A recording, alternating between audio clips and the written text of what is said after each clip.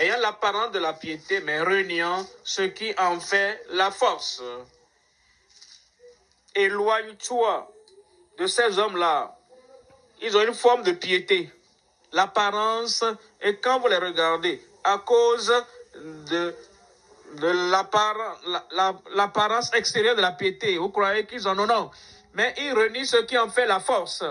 La force. La force pour tenir et mener la vie de justice, mener une vie de droiture. La force pour honorer Dieu par leur caractère en privé, en public. Ils n'ont pas cette puissance, cette force. Ils ont l'apparence de la piété, mais renient la force. Éloigne-toi de ces hommes-là, d'être presque chrétiens, presque croyants, presque juste, mais il ne l'est pas en réalité. La chair s'est emparée d'eux. Verset 7. Apprenant toujours, vous vous demandez, depuis, peut-être tu vas à l'école de dimanche depuis que tu étais petit.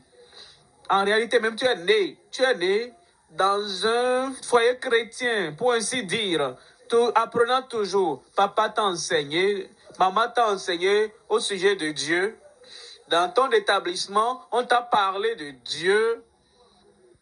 Et il y a une communion qu'on appelle communion chrétienne. Et tu participes à la communion. Peut-être au secondaire, tu as participé. On dit, oh, c'est une école chrétienne. Et tu apprends tout là-bas. Cependant, apprenant toujours. Est-ce que tu as entendu parler de Christ? Est-ce que tu as appris au sujet du salut? Est-ce que tu as appris au sujet de la grâce de Dieu qui transforme nos vies?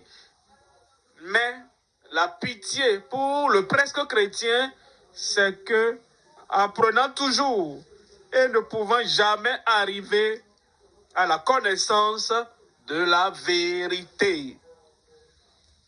Apprenant toujours. Presque un chrétien. Aujourd'hui, tu vas être transféré d'être presque pour devenir le véritable chrétien. Un bon amen. Amen. Deuxième point maintenant. Deuxième point. Le chrétien, le véritable chrétien, le chrétien actuel, véritable, en son jour. Le véritable chrétien en son jour. Le jour que tu rencontres Christ, en son jour. Le jour où tu donnes ta vie à Christ, en son jour. Le jour où tu deviens raisonnable. Et tu dis, si je meurs, il est pratiquement passé, il est tombé. Il a pratiquement eu la richesse, mais il n'est pas riche.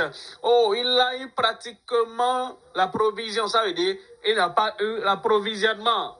Oh, il a presque eu le surplus. Le surplus, ça veut dire qu'il n'a pas reçu ça.